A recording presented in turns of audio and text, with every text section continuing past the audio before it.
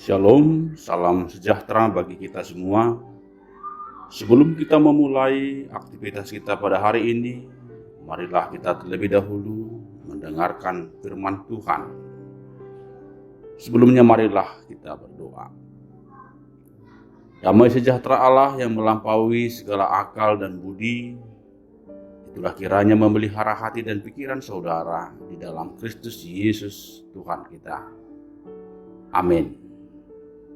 Firman Tuhan bagi kita pada hari ini, hari Senin tanggal 11 Juli 2022, terambil dari surat 1 Petrus pasal 1 ayat 17. Demikianlah dikatakan di sana. Dan jika kamu menyebutnya Bapa, yaitu Dia yang tanpa memandang muka menghakimi semua orang menurut perbuatannya, maka hendaklah kamu hidup dalam ketakutan selama kamu menumpang di dunia ini. Saudara-saudara yang terkasih, dari perikop ini kita dapat mengambil satu tema, yaitu antara panggilan dan konsekuensi. Mengapa? Sebab setiap kali kita menyebut atau memanggil seseorang, maka sebetulnya dalam panggilan itu memiliki konsekuensi yang cukup besar. Dalam suatu panggilan itu mengandung suatu makna tersendiri. Dalam bagian yang ditulis oleh Petrus ini, dan jika kamu menyebutnya Bapa, itu tidaklah sembarangan orang yang dapat memanggil Bapa, kecuali seorang anak yang dapat memanggilnya demikian. Bila kita memperhatikan konteksnya, sebetulnya perikop ini berada dalam konteks makna panggilan.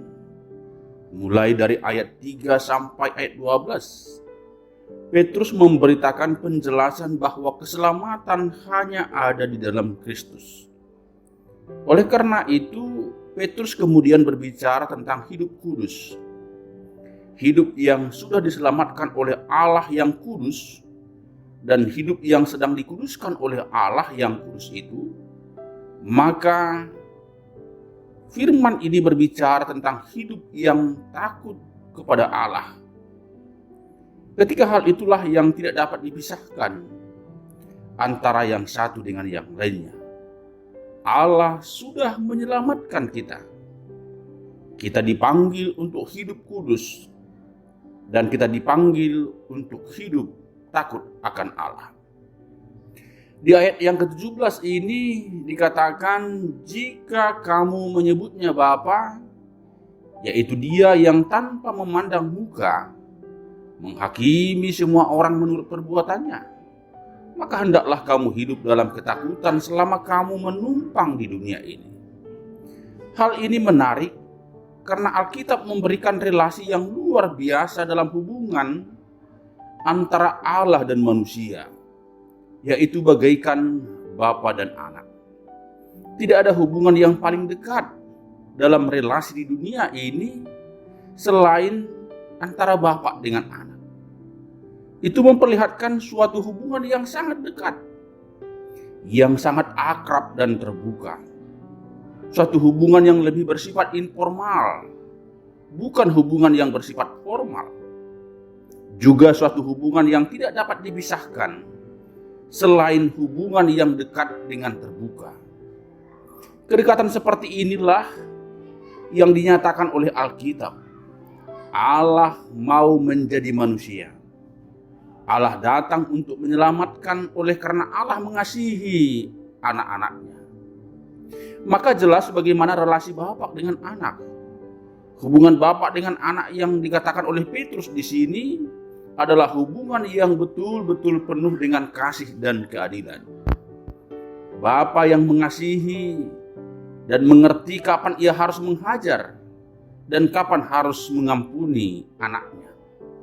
Bapa yang mengerti keadaan dan pergumulan hidup anak-anaknya. Bapa yang demikian itulah Bapa yang betul-betul memberikan kasih dan keadilan yang sepenuhnya. Petrus mengatakan hendaknya kita hidup dalam ketakutan selama kamu masih menumpang di dunia ini. Arti kata takut di sini bukanlah perasaan takut seperti seorang pencuri yang dikejar oleh polisi. Bukanlah demikian. Ketakutan di sini mempunyai arti adalah takut untuk mengecewakan. Takut soal apakah yang dikerjakan atau dilakukan itu tidak dikehendaki oleh Tuhan. Berbicara tentang apa kehidupan yang kita jalani betul-betul diperkenankan oleh Tuhan. Betul-betul menyenangkan hati Tuhan. Lalu apakah pekerjaan yang dilakukan setiap hari itu betul-betul sudah berkenan di hadapan Tuhan atau tidak? Atau mungkin kita tidak pernah bertanya demikian. Itu maksud dari menjalani hidup ini dalam ketakutan seperti yang ditulis dalam 1 Petrus ini.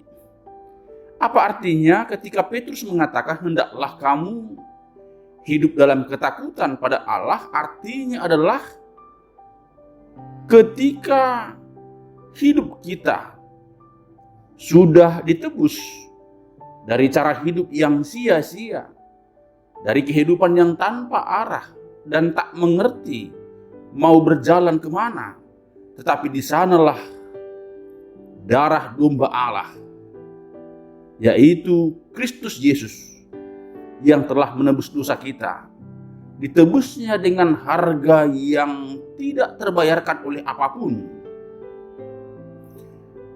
dengan darah anak domba yang tidak bercacat, tidak bercela. Itulah darah yang menetes di kayu salib, darah yang menebus hidup kita, yang mengampuni dosa kita, yang mengubahkan kematian menjadi kehidupan, yang mengubahkan kebinasaan menjadi hidup yang kekal bersama Allah melalui darah anak domba Allah, yaitu darah Tuhan Yesus Kristus. Dikatakan di kalimat berikutnya, bukan dengan barang yang fana, bukan pula dengan emas atau perak, melainkan dengan darah yang mahal, yaitu darah Kristus. Yang dimaksudkan di sini adalah bahwa Yesus telah memberikan dirinya. Kita ditebus oleh darahnya dan nyawanya, yang merupakan pemberian yang paling tinggi, melebihi nilai barang yang paling tinggi di dunia ini.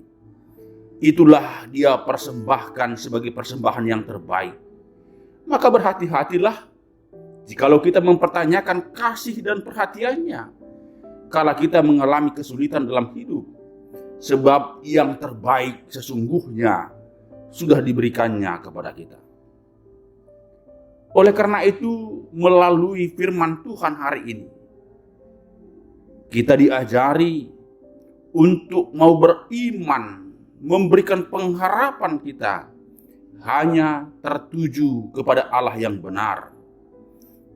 Iman dan pengharapan itulah menjadi kesatuan yang tidak dapat terpisahkan, bagaikan satu keping uang logam. Orang yang beriman adalah orang yang hidup di dalam kekudusannya, adalah orang yang takut akan Tuhan. Ketakutan itu adalah memperlihatkan ketaatan kita, ketaatan yang sesungguhnya mau menyerahkan totalitas hidup kita hanya kepada Tuhan. Tuhan yang memberkati, Tuhan yang menolong kita. Amin. Marilah kita berdoa. Terima kasih Tuhan buat firman-Mu hari ini. Ajarilah kami untuk terus memperlihatkan kualitas hidup yang terbaik, menjadi hidup yang kudus, yang berkenan di mata Tuhan. Takut akan Tuhan adalah menjadi sebuah kekuatan di dalam setiap kehidupan kami, memperlihatkan sisi-sisi baik, bahkan yang terbaik di dalam kehidupan kami, untuk melakukan kehendak Tuhan. Amin.